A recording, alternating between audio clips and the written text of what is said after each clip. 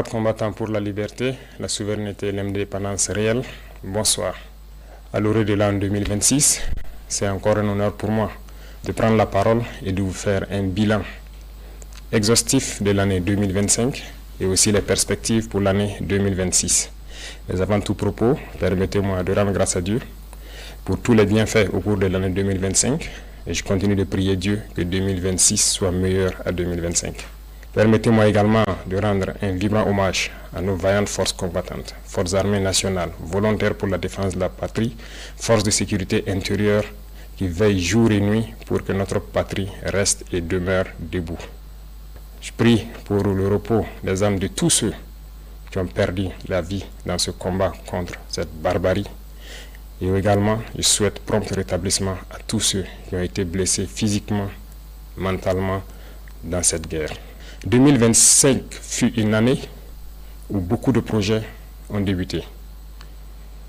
Parlant du secteur de la défense et de la sécurité, ce secteur qui nous intéresse tant dans ce combat, beaucoup d'efforts ont été consentis dans le recrutement de personnel au niveau des différentes forces.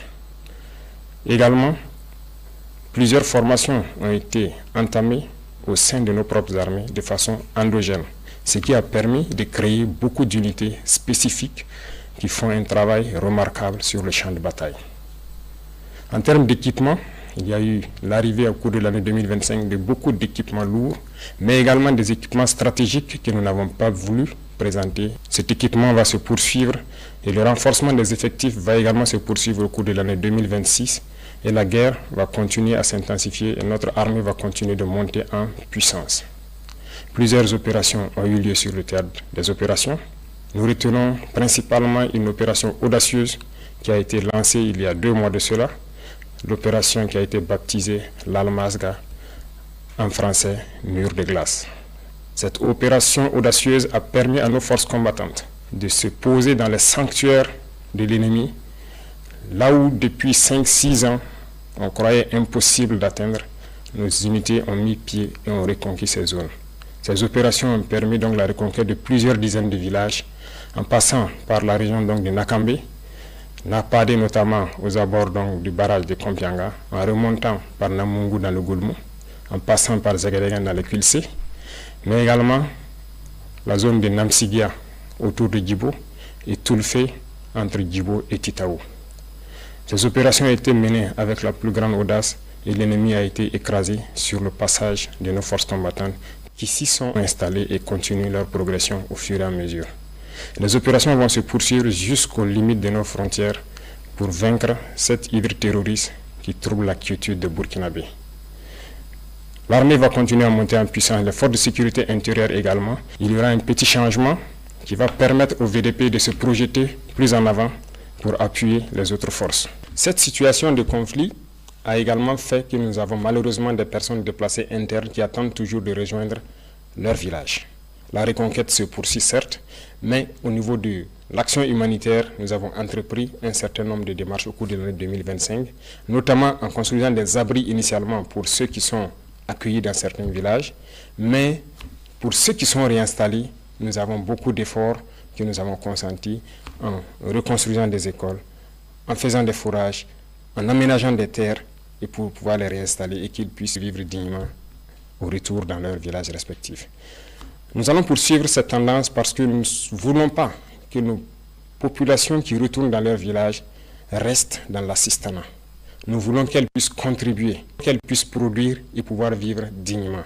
Voilà pourquoi le ministère donc, de l'Action humanitaire est basé sur les différents ministères pour pouvoir accompagner toutes ces personnes déplacées internes initiales au retour dans leur village, de pouvoir s'installer et avoir donc de quoi travailler dans leur village respectif. Cette dynamique va se poursuivre d'autant plus que beaucoup de villages sont en train d'être reconquis à l'instant même où je parle. Chaque villageois qui se réinstalle doit pouvoir travailler et se nourrir lui-même. Parlant du domaine de la santé, plusieurs efforts ont été consentis. Il s'agit notamment donc de la construction des centres médicaux communaux qui ont vu le jour en 2025 et cette dynamique va se poursuivre.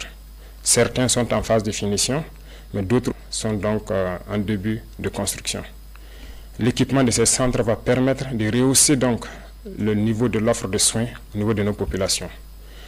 Pour les centres existants, le plateau technique a été amélioré en termes de laboratoire, en termes d'imagerie. Ces offres de soins vont continuer de s'améliorer au profit de nos populations, mais également au profit donc des populations de nos pays voisins, parce que le nombre de patients venus des pays voisins a connu donc un accroissement considérable au cours de l'année 2025, dû principalement à notre politique de revoir à la baisse les coûts des prestations de santé. Nous allons poursuivre dans cette dynamique au cours de l'année 2026, avec la pose aussi des pierres de 9 centres de santé à l'image du centre de santé de Pala. Toutes ces infrastructures vont donc connaître un début au cours de l'année 2026.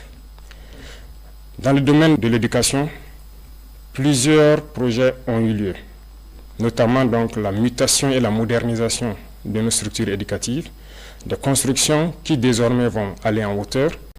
Et donc il y a un projet pour que 2026 soit le début effectif de l'implémentation de ce type de centres d'éducation tout au long de l'année et partout sur le territoire national. Vous savez bien que nous sommes dans une mutation pour amoindrir un peu l'effet de l'enseignement général et mettre l'accent sur l'enseignement technique et professionnel. Cette mutation est en cours. Beaucoup de lycées techniques et professionnels verront le jour, mais également très bien équipés pour pouvoir répondre aux besoins de développement de notre patrie.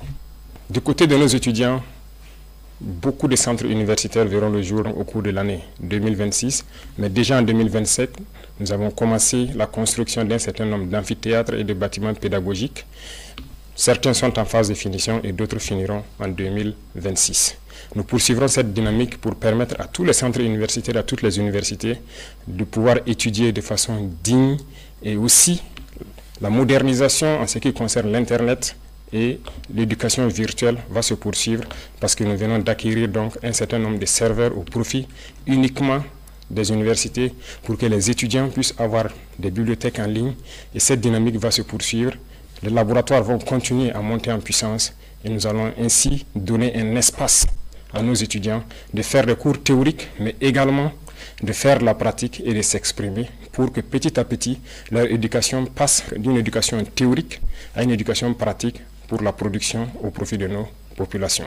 Dans le domaine des infrastructures, beaucoup d'efforts ont été consentis. Au cours de l'année 2025, comme vous le savez, 4 régions ont bénéficié de leur brigade de construction des routes. D'autres équipements spécifiques de terrassement et également de bitumage sont arrivés. Et au cours de l'année 2026, s'il plaît à Dieu, 4 autres régions en début d'année seront dotées de brigades de construction des routes et ça sera le début effectif de construction d'un certain nombre de routes nationales et départementales en plus des autoroutes qui sont programmées. Nous voulons aller à un rythme soutenu, ce qui nécessite que nous équipons toutes les régions avant de pouvoir nous projeter de façon efficace, comme cela a été le cas avec le lancement des travaux de l'autoroute. Nous avons opté de changer le modèle d'urbanisme. L'État va prendre en compte la construction de nos villes. Aujourd'hui, la construction de nos villes est un impératif parce que ce que nous vivons, le problème sanitaire est dû au fait qu'il n'y a pas d'assainissement dans nos villes. Les espaces sont trop grands et nous avons opté de construire en hauteur. 2026 verra le début de grands projets dans ce domaine d'urbanisation et de concentration des populations pour exploiter l'espace et pouvoir assainir pour que nos populations puissent vivre dignement et en très bonne santé dans des centres assez propres, côté environnement et côté sanitaire. Dans le secteur minier, 2025 a connu des innovations majeures. Il s'est agi pour nous de faire en sorte de nous approprier de nos ressources minières, ce qui a conduit l'État à d'abord s'approprier d'un certain nombre de mines en rachetant avec certains partenaires, mais également en se mettant à l'exploitation des mines tant industrielles que semi-mécanisées, à travers la création donc de la SOPAMIB. Également, les sorties d'or incontrôlées ont connu donc une baisse significative à travers la création de la SONASPE qui a permis d'avoir un contrôle tant sur l'orpaillage traditionnel que sur l'exploitation industrielle donc, de nos ressources minières. Le secteur de l'énergie va connaître également une mutation en 2026 à travers la création d'une initiative. Une initiative qui va être axée sur l'eau et l'énergie pour permettre à nos populations de bénéficier d'eau potable partout où elles sont et également de bénéficier de l'électricité pour pouvoir vaquer à leurs occupations. Dans ce sens, nous avons entamé en 2025 un certain nombre de projets pour accroître l'offre d'énergie et aussi être indépendant pour diminuer les importations d'énergie au Burkina Faso. Chers frères et sœurs, chers parents, 2025 a été une année riche en termes d'agriculture et d'élevage. Nous avons assigné donc des objectifs au ministère de l'Agriculture et par la grâce de Dieu, la pluviométrie fut bonne et nous avons dépassé les objectifs pour plusieurs spéculations et d'autres bien atteints. L'autosuffisance alimentaire, qui est un combat de tous les jours que nous menons, nous pouvons dire aujourd'hui que nous avons atteint l'autosuffisance alimentaire au cours de l'année 2025. Nous allons poursuivre les efforts dans le secteur de l'agriculture, notamment en rachetant des machines tant pour les labours que pour les récoltes, en faisant des labours gratuits, fortement subventionnés au profit de nos populations, en subventionnant les intrants et également en leur fournissant des semences de qualité produites par nos chercheurs. Beaucoup de terres sont en train d'être récupérées par nos forces combattantes. Nous allons rapidement nous mettre à la tâche dès le début d'année dans l'aménagement de ces terres pour permettre à ces populations qui se réinstallent de pouvoir exploiter de façon sereine leurs terres et accroître nos productions. Dans le même sens, nous encourageons tous ceux qui sont dans la transformation, à petite échelle comme à grande échelle, de poursuivre les efforts et tous ceux qui comptent venir dans ce secteur de rapidement s'y ruer parce que la production va continuer à s'accroître. Nous avons aussi créé l'ONBA pour que les retenues d'eau puissent être réalisées dans chaque village. Ainsi, il ne sera plus question de cultiver au bout d'une seule saison, mais nous espérons pouvoir cultiver 2 ou 3 fois au cours de l'année. L'ONBA est en train de monter en puissance et d'ici là, dans chaque village, nous espérons avoir une retenue d'eau pour permettre aux jeunes de vivre leur métier d'agriculteur, leur métier d'élevage. Beaucoup de vaccinations ont eu lieu au cours de l'année 2025, pour la plupart gratuites, pour d'autres fortement subventionnées, ce qui a permis donc de préserver des millions de têtes de volailles, de bovins, de caprins. La pisciculture est en train de monter en puissance avec les cages flottantes qui sont installées un peu partout sur nos barrages, ce qui est une très bonne expérimentation qui a fait accroître la production piscicole du Burkina Faso et nous espérons que 2026 puisse être une année au cours de laquelle nous allons être suffisamment outillés pour atteindre l'autosuffisance et arrêter un tant soit peu l'importation de poissons d'eau douce au Burkina Faso. Les efforts vont se poursuivre également dans le secteur de l'élevage en faisant en sorte qu'en stabulation pure, les éleveurs puissent bénéficier donc de cultures fourragères et également à travers Faso Goulougo de bénéficier d'aliments de qualité qui seront produits et contrôlés par nos chercheurs. Tout cela contribue donc à atteindre l'autosuffisance alimentaire, mais également à participer à la transformation de nos matières premières et en vue d'une exportation vers certains pays amis qui voudront bien s'approvisionner au Burkina Faso. Camarades, dans le domaine de l'économie, 2025 a été une année prolifique pour le Burkina Faso. Je peux dire, en macroéconomie, sans me tromper, que notre économie se porte très bien. En témoigne, lorsque nous faisons le test d'aller sur le marché régional, de lever des fonds, nous sommes toujours au-delà de ce que nous espérons. Ce qui prouve la confiance des opérateurs économiques et de certains bailleurs africains au Burkina Faso.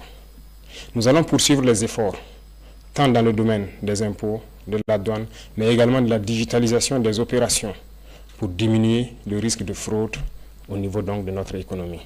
C'est dans ce sens qu'à partir de janvier, il sera lancé normalement la facture électronique certifiée qui doit permettre au commerce de pouvoir se faire sans corruption. Et cela permettra donc encore d'accroître les recettes de l'État et de pouvoir mener un commerce sain au profit donc de nos populations. Nous allons poursuivre les efforts dans le domaine de l'économie à travers une économie saine qui doit permettre à ce que les investissements soient structurants et continuer à diminuer les dépenses de fonctionnement au niveau de l'administration. Les efforts consentis au niveau de l'agriculture, au niveau de la défense et dans tous les secteurs des infrastructures, notamment en prenant en compte la construction de nos infrastructures nous-mêmes, permettent de faire beaucoup d'économies d'échelle. Dans le domaine de l'énergie et de l'eau, les initiatives qui vont venir doivent permettre également de faire des économies d'échelle et de pouvoir investir dans des secteurs structurants.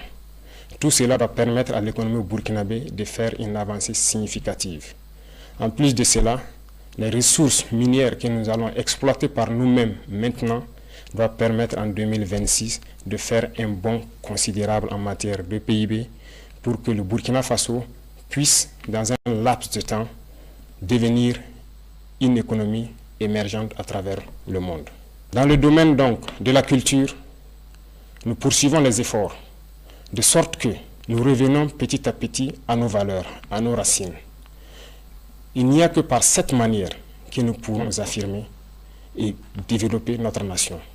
Je le dis parce que revenir à l'éducation technique et professionnelle et en combinant cela avec nos valeurs, nos connaissances endogènes, nous pouvons créer et innover à partir de ce qui existe et pouvoir arrêter un tant soit peu les importations d'un certain nombre de produits au Burkina Faso. Il y a beaucoup de savoirs endogènes qui permettent de transformer déjà nos matières premières. Il suffit d'ajouter de la science pour que cela puisse nous aider.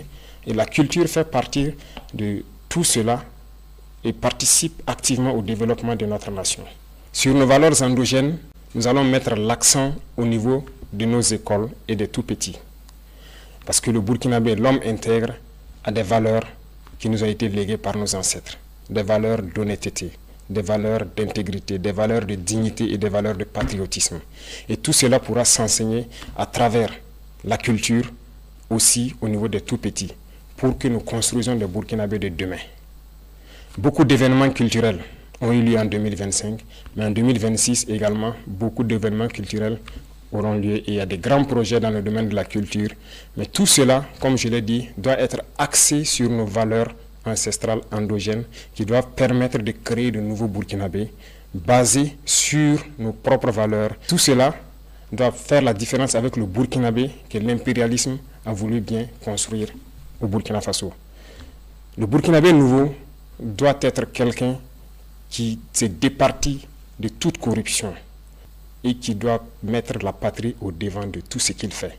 C'est à ce sens que nous pourrons vaincre ce terrorisme qui nous menace également aujourd'hui, mais également pouvoir développer de façon consistante tout ce que nous produisons ici et pouvoir être une nation puissante et émergente.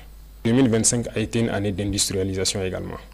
Beaucoup d'unités industrielles ont vu le jour, notamment dans la transformation de nos matières premières, et beaucoup de ces unités ont été accompagnées par l'État à travers le Fonds burkinabé de développement économique et social, mais aussi des banques étatiques. 2026 sera aussi une année industrielle beaucoup plus importante parce que nous avons beaucoup d'unités industrielles qui seront prêtes au cours de l'année 2026, mais également, comme vous pouvez le constater, nous avons accordé des financements à certains privés à travers donc des institutions étatiques et certains fonds nationaux pour les accompagner à la création d'unités industrielles qui doivent transformer nos matières premières essentiellement. Nous avons fusionné les fonds en 4 grands fonds qui doivent permettre d'aider tous ceux qui veulent entreprendre et qui ont un minimum dans le domaine principalement de la transformation et aussi de l'agriculture. Ces domaines sont très importants pour nous parce que c'est en produisant et en transformant ce que nous produisons que nous pouvons devenir une nation puissante. Et donc l'État, en transformant ces fonds, veut avoir une marge importante pour pouvoir aider tous ceux qui sont du privé et également les entreprises nationales, étatiques, qui doivent émerger en 2026 pour que cette transformation de nos matières premières soit une réalité. Également le domaine du coton, qui autrefois était exporté brut, la première unité industrielle sera prête en 2026 et nous allons continuer avec d'autres unités industrielles pour transformer notre coton. Ceci dit, tout ce qui est matière première que nous produisons, nous allons essayer autant que possible d'installer des unités industrielles pour la transformation et 2026 sera une année où nous allons avoir un budget important à injecter au niveau des fonds pour aider tous ceux qui ont des projets structurants dans ce domaine. Dans le domaine du sport, nous avons investi beaucoup à travers donc, le Bureau national des grands projets, également à travers le ministère au cours de l'année 2025. Un stade est en construction à Bobo-Dioulasso et qui doit finir en début 2026, mais également à travers toutes les régions, nous comptons créer des espaces pour permettre aux jeunes, premièrement, de faire du sport pour rester en bonne santé, pour faire en sorte que notre jeunesse ne soit pas oisive. Cela contribue à la santé physique, mentale, mais également à la productivité de la jeunesse dans notre nation.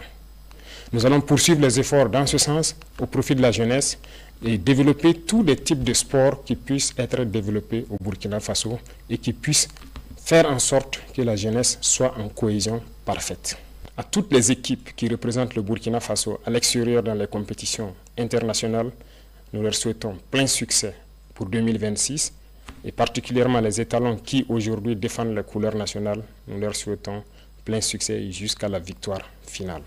Camarades combattants, le domaine de la justice est un domaine qui nous tient à cœur. Aucune nation ne peut se développer dans l'injustice. L'injustice crée des tensions, crée des conflits et crée donc des problèmes au sein de la société. Voilà pourquoi nous nous sommes attaqués à ces phénomènes et nous avons restructuré totalement la justice au cours de l'année 2025. Cette restructuration va se poursuivre à travers donc le nouveau format du CSM qui intègre des personnels non magistrats, mais également nous voulons transformer totalement la manière de faire la justice. Et tout cela, je parlais de culture tantôt, nous avons décidé d'incorporer nos valeurs endogènes de gestion des conflits au sein de la justice. C'est ce qui donc a permis de prendre des textes pour intégrer donc la justice traditionnelle, c'est-à-dire le mode traditionnel de règlement de nos conflits. Il faut que nous revenions aux sources également dans ce domaine de la justice. Nous ne pouvons pas importer une justice et l'appliquer et espérer avoir la cohésion sociale. En intégrant donc nos valeurs ancestrales et en intégrant les personnes ressources pour le règlement de certains conflits, nous pensons que nous pouvons créer un espace de cohésion sociale fiable. En 2026, nous allons implémenter de façon physique sur le terrain ces différents tribunaux pour pouvoir régler la plupart des questions à l'amiable. Également, nous avons initié en 2025 le fait que les prisonniers puissent sortir, participer à la construction du pays. Ce n'était qu'une initiation. En 2026, nous allons faire en sorte que tous les prisonniers puissent connaître une reconversion. Au lieu de dormir en prison, nous allons faire en sorte qu'ils puissent participer, apprendre des travaux et se réinsérer dans la société. Cette nouvelle façon de voir la justice permet à ce que personne ne reste en marge. Tous ceux qui voudront construire le pays auront leur mot à dire. Que vous soyez libre ou en détention, nous ferons en sorte que vous puissiez participer à la construction du pays, et vous racheter et revenir dans la société. Les efforts vont se poursuivre au niveau de la justice, dans la digitalisation également de tous les actes, de sorte que les usagers n'aient pas à se déplacer forcément vers les tribunaux qui se retrouvent généralement dans les centres urbains et qu'ils puissent rester de là où ils sont pour pouvoir avoir accès à une justice équitable et à tous les documents donc, que la justice peut délivrer.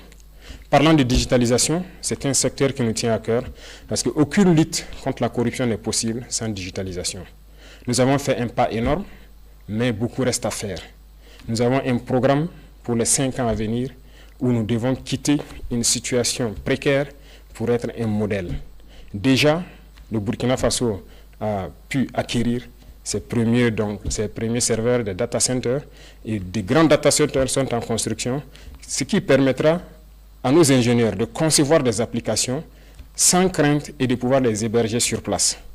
Avant, nous importions des applications que nous ne maîtrisons pas, mais aujourd'hui, la plupart des services au sein de l'administration sont en train d'être dématérialisés et tout cela, c'est grâce à nos ingénieurs informatiques qui font un travail remarquable pour que l'usager n'ait plus à se déplacer vers les services pour forcément avoir accès. De son poste, il peut tranquillement avoir accès à certains services. En plus de tout cela, nous sommes en train de mettre en place des maisons du citoyen. Et les constructions vont démarrer en 2026. Ces maisons seront donc installées dans beaucoup de chefs-lieux de province, mais également nous irons jusqu'au département pour faire en sorte que quiconque ne maîtrise pas l'outil informatique puisse aller dans ces maisons, trouver des Burkinabés qui vont les aider à avoir accès à tous les services à travers les plateformes qui seront installées sur les machines dans ces maisons. Cette digitalisation va se poursuivre et la modernisation de l'administration également va se poursuivre pour nous permettre de lutter efficacement contre la fraude et tous les abus qui puissent exister au sein de l'administration. Chers frères et sœurs, chers parents, vous avez pu constater qu'au cours de l'année 2025, nous avons dû faire donc les états généraux au niveau de l'administration territoriale. Ces états généraux ont conduit donc à des conclusions que nous avons exploitées et également donné une vision, ce qui a conduit donc à modifier le code des collectivités territoriales. Ce code a été modifié pour nous permettre d'avoir une nouvelle architecture. Certes, le redécoupage régional a évolué, mais la fonction des collectivités territoriales doit évoluer également. Parce que le développement ne se fera pas uniquement dans les villes. Le développement doit partir des villages. Et pour cela, il a fallu donc que nous touchions ce code.